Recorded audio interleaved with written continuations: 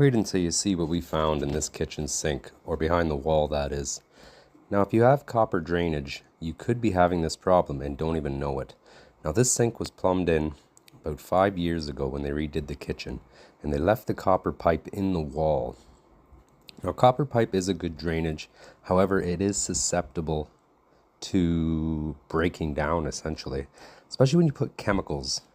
I know Drano's not a great one for metal piping. If you have metal piping, any kind of acid or anything like that, it doesn't pick and choose what it eats. So what we're going to do first is I'm going to open up where I know the drain is going, and I just want to find how far this damage has gotten, because we have found water in behind the vanity. So what I'll do is I'll cut the vapor barrier. That'll have to be patched after the fact, and I'll expose the copper piping.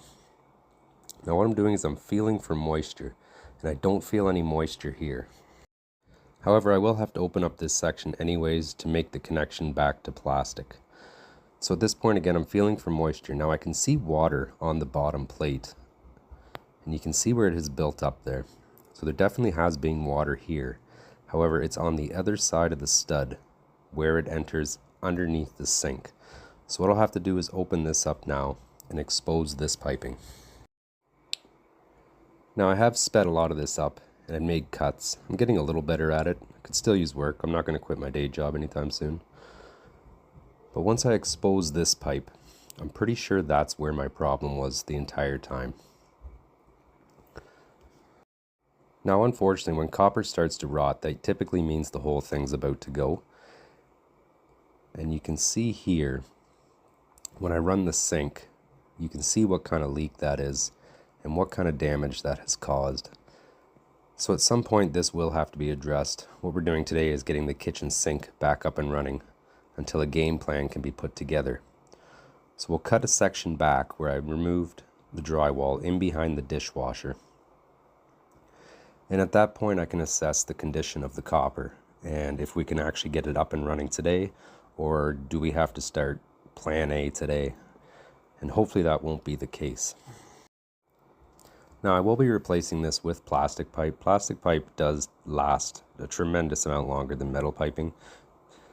We started using plastic, I don't know, someone help me out, maybe the 80s? Could even been, probably the 80s I'd say. And it has proven to have a much longer lifespan. So I'll just get this pipe cut out here. I'm using an oscillating tool, which works good in areas like this.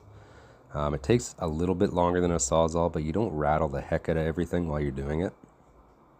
So now that I've got the pipe off, I can check. And a basic way that I check it, I've worked with it enough, is to just squeeze it. And if you can compress it, then it's gone. Sometimes it'll just crack right in your hands. But this one still has a little bit of life left in it, which should buy us enough time to, like I said, get a plan together to remove all of it, because it does go down to the basement and the basement is finished. So at this point I'll remove this P-trap assembly, which I'm going to redo at the same time, because if you've watched any of my other previous videos, I don't like when they're put together assembled like this, and I'll show you why when we're done. It's just not the right way to do it. And at this point I can pull the section out that has the leak. Now you can see on the underside of the one section here, I'm not sure if that's corrosion buildup or maybe old plaster on it. Could be old plaster. But I'll show you this other side of this 45-degree directional change where the pipe has just split. So something has eaten away at that pipe and it's brittle and weak. I'm able to push it in with my fingers.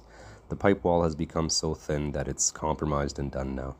So at this point I can get a piece of plastic in there, ABS pipe, and this coupling is for 1.5 inch copper to 1.5 inch plastic. They do make a slightly better one in an MJ coupling, but these work just fine.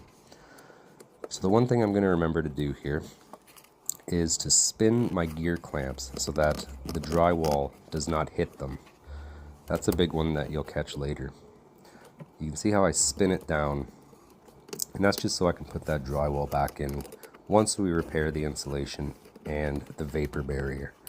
Obviously we'll test it all first, and I'll probably leave it exposed for a few days to get some air movement in there and time to assess what we can do to fix the damage properly.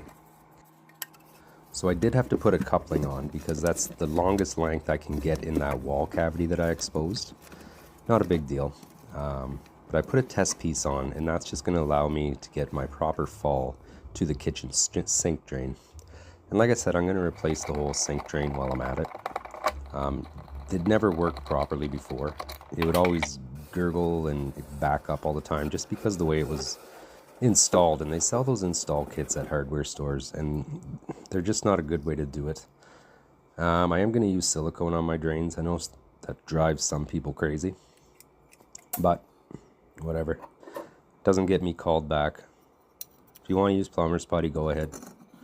It's up to you. And we'll lock these we'll lock these basket strainers in place. And I'm looking over top of the sink right now while I do it to make sure it is centered. And we'll get both of them in. That's always your starting point when you're hooking up a kitchen sink drain assembly, is to get your basket strainers in first. After we get the basket strainers in, the next step is to put your tail pieces on.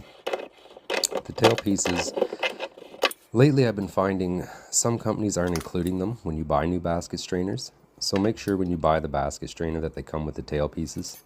It's kind of a cheap out on the manufacturer's end. So once both tail pieces on, we can start to build the assembly.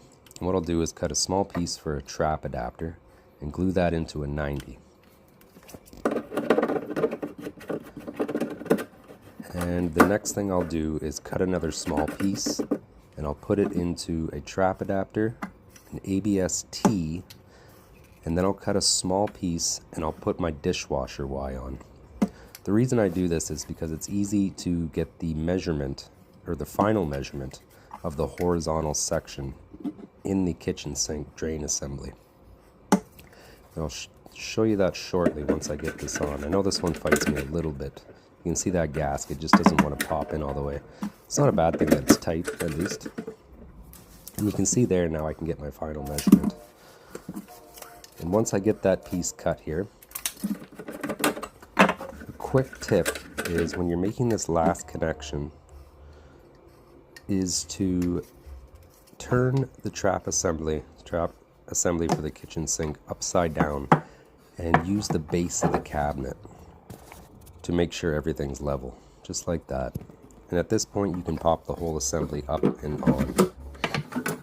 Next I'll cut another test piece just for my P-trap, and that'll give me my horizontal measurement to the Y I left in there. Now I didn't show, I put a Y and an end clean out in. Always put a clean out in on a kitchen sink. So now that I've got those pieces cut, I can glue in the 90-degree drop for the P-trap first, and then I'll glue in my P-trap. And I like to use a union P-trap. It's good if you ever drop something down the sink. You can remove this entire trap assembly, or kitchen sink drain assembly I should say, and just shake whatever is out in there. You can also clean it out that way. So I'll do up my nut here, and that's pretty much it for the kitchen sink drain assembly. So the last thing I'll do is just make sure to tie the dishwasher back in. And this dishwasher hose will be strapped up.